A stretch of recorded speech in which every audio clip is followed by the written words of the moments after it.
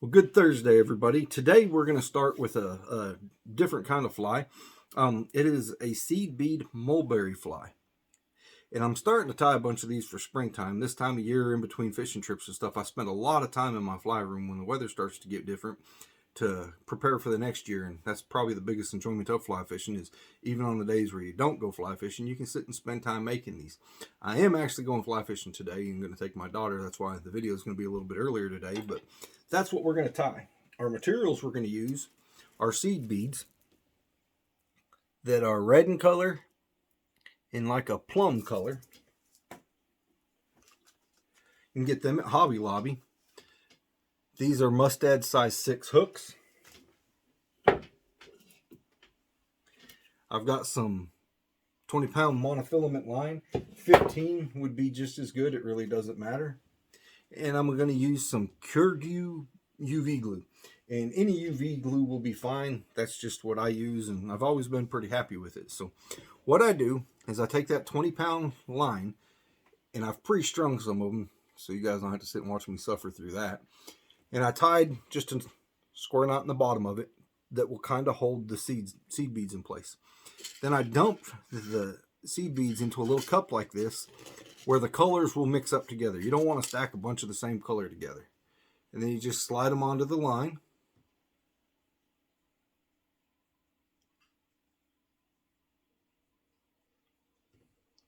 And just kind of slide them down. Then I've got a plum color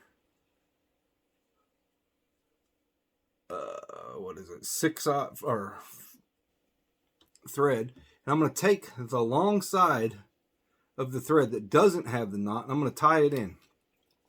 Once I get a couple strands tied in, I'm going to cut that tail off and get it the heck out of my way. Once I have that out of the way, I'm going to tie this in really good.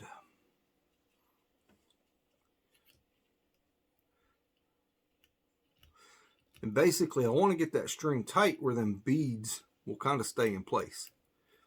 Once I get that all tight, I'm going to bring my string forward. I'm going to add some polish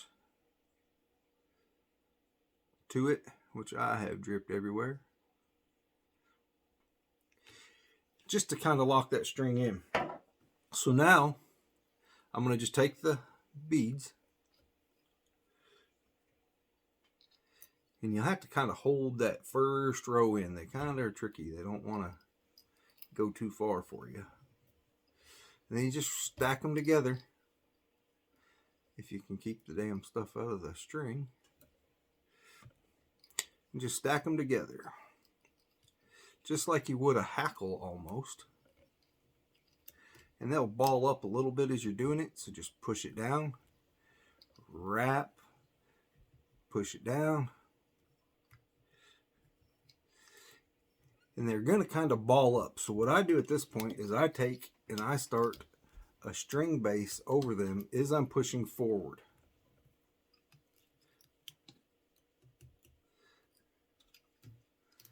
Kind of keeping them all balled up where they need to be. And it looks a little funny, but as you get a little bit farther with it, you can really tighten it down.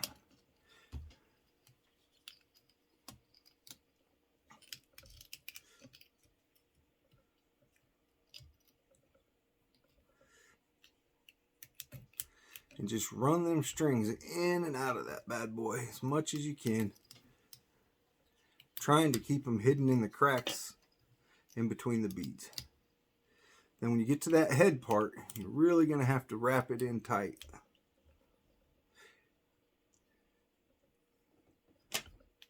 And if it tries expanding, just kind of hold it in place as it's doing it until you can get it all pushed in tight.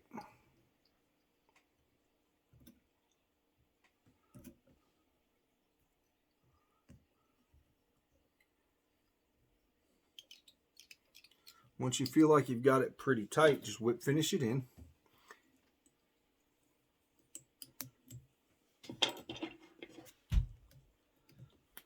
Then we're going to wrap and squeeze nice and tight to where it's all even as we possibly can. And we're going to apply some of this Curgue all over it. and I use the thick.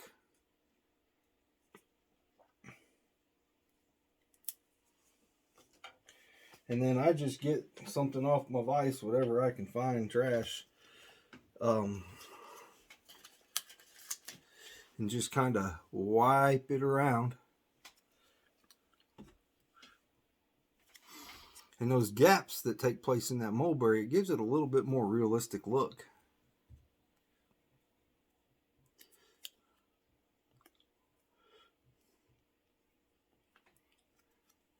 So I wipe that UV epoxy all in, squeeze it in one more time nice and hard, and then blacklight it.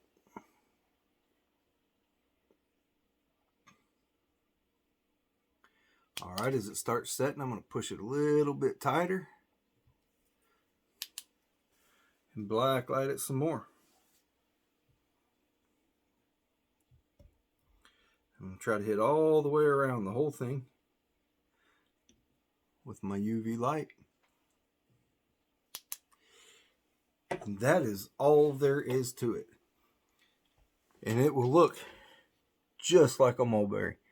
You can see the one that I've tied before, and that stuff just fills the gaps perfect. And you can add a little tail to it if you want to make it look like it's got a stem off of a mulberry, or however, whatever. But very simple fly, and absolutely kills the carp especially. But if you have a mulberry pond anywhere close, it's the go-to. They'll fall down in there and the fish will just eat them alive. So anyhow, have a good day and God bless.